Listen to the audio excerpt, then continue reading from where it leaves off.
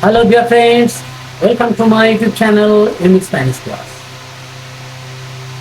So dear friends, today's video is again going to be interesting. It concerns the second part of the relation between Spanish preposition and Spanish verbs. In the previous video on the same lesson, meaning that by the relation between Spanish verbs and Spanish prepositions, we learned to use the Spanish verbs directly in its base form, infinitive form after prepositions. In this video, we are going one step further, one step ahead. In this video, we are going to learn to use the perfect infinitive after the preposition.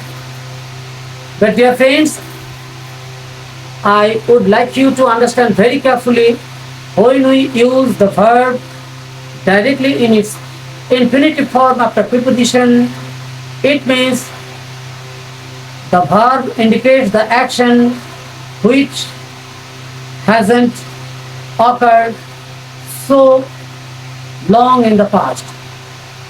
But in this video, we are going to learn to use the perfect infinitive of verb after preposition. It means when we use the perfect infinitive form of verb after preposition, the verb indicates the action which occurred in the long past. Though sometimes you might find, there is no huge difference between using simple infinitive after preposition or perfect infinitive form of verb after preposition. But yes, there is difference. Definitely there is difference. The normal infinitive form, simple infinitive form that you might call, when you use simple infinitive form after verb, it indicates the action recently done. But when you use the perfect infinitive form of verb after preposition, it indicates the action that occurred in the long past. If you say, for example, I am telling some sentence in English. If you say, I am sorry to come late, it means your coming occurred very recently. For that you are feeling sorry. Suppose you have just come, though your time to come was 11 a.m. but you came at 11:10, 10 minutes late. For that you are feeling sorry. Then you say, I am sorry to come late. But if you came 2 days back or 10 days back, your coming occurred 10 days back. That day also you came late. But for that late coming, you are feeling sorry today to somebody. Then you should say, I am sorry to have come late that day. So meaning that way, your coming, action of coming occurred that day in the long past. But for that late coming, you are feeling sorry right now. That's why you are telling, you should say, I am sorry to have come late that day. So like this, so dear friends, examples will be appearing on the board. That will also help you to understand better. In English also, we don't follow this difference very much, but still there is a difference. But in Spanish, it is methodically followed. So after any kind of preposition, you have to maintain this formula. When the verb indicates the action that occurred in the long past, you have to use perfect infinitive form. In Spanish, the perfect infinitive means the present form of haber. Haber is an auxiliary verb. Haber is an auxiliary verb. That means to have. Yes, though it has some independent use, but in many cases, haber used as auxiliary verb. So here, to make perfect infinitive form of verb in Spanish, you have to use the infinitive form of haber, which is the auxiliary verb, and then it is directly followed by the first participle form of the target verb. Like haber venido, haber trabajado, haber hecho, haber aprendido. If we say I was there for having done the work. I was there for having done the work. So, yo estaba ahí por haber hecho el trabajo.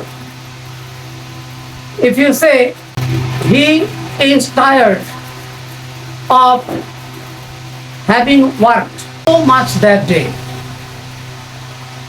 in this case also you have to say él está cansado por haber trabajado mucho ese día. Él está cansado de haber trabajado mucho ese día. That day he worked. For that purpose he is feeling sorry. So you are indicating the action that occurred that day. That's why you cannot use él está cansado de trabajar mucho. You have to say él está cansado de haber trabajado mucho, or having done a lot, or having worked a lot. I was there for having known the news, for having heard the news. So yo estaba ahí por haber oído la noticia.